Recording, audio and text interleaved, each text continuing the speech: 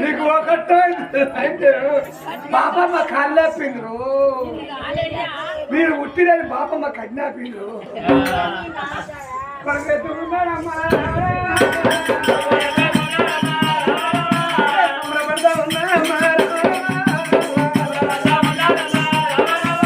ఒక్కడే కాదు నలుగురు కొడుకులు అన్నది నేను కొడుకును అన్న కొడుకు అయితే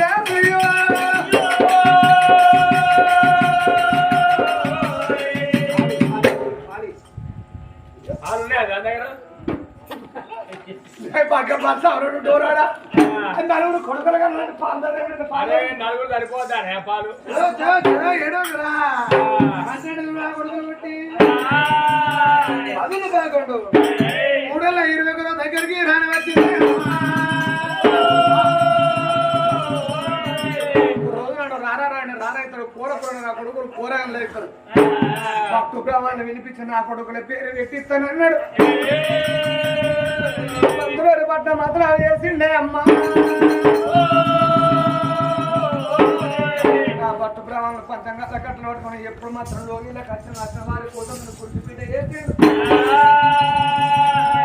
కొన్ని బ్రాహ్మణయ్య కుర్చీల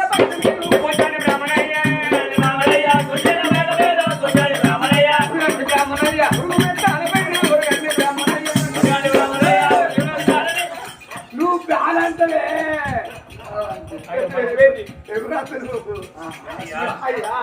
కలికి రాజా భార్య కాంతమత నా భార్య కాంత తీసుకో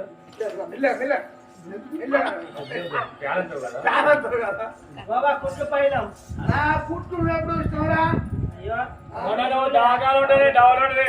నీ మొగం డవాలో తెచ్చిన రెండు తెచ్చిన అత్తుకున్నాయి మొత్తంగా పూజోడి తెస్తావురా అరే వాడు ఇచ్చింది వాడికి వచ్చిన అది వచ్చి చూసిన రొట్టెలా వాడు 10 రూపాయలు రొట్టె తెచ్చిండు 20 మంది తెచ్చిస్తాను అందుకే మంది తెచ్చింది తినదు ఒకటి 2 3 4 కొడుకు చూడు నలుగురు కన్నా ఏం తెలియలేదా నీ భార్య ఇంకొక 4 సార్లు అమ్మాలి ఒక్క వాడ మొత్తం నీదే అవుతుంది ఒక్క వాడ మొత్తమే నీది 3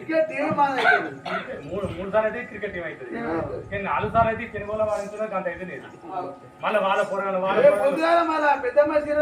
వేలం మాడుతున్నాడు అక్కడ ఓలేదు అప్పుడు అమ్మా వచ్చిన వాళ్ళు కనుక నేను ఆనాడు పాలనేతులు పంచంగాలు కలిగి రాజశివ కలిగి రాజా ఓ తల్లి కాంతమ్మ నీ కొడుకుల పల్లెల గండాన పట్టము గండాన రాజదేశం గండాన ముట్టలిగిరు పెద్ద కొడుకు పేరు ఓనం తీసుకురా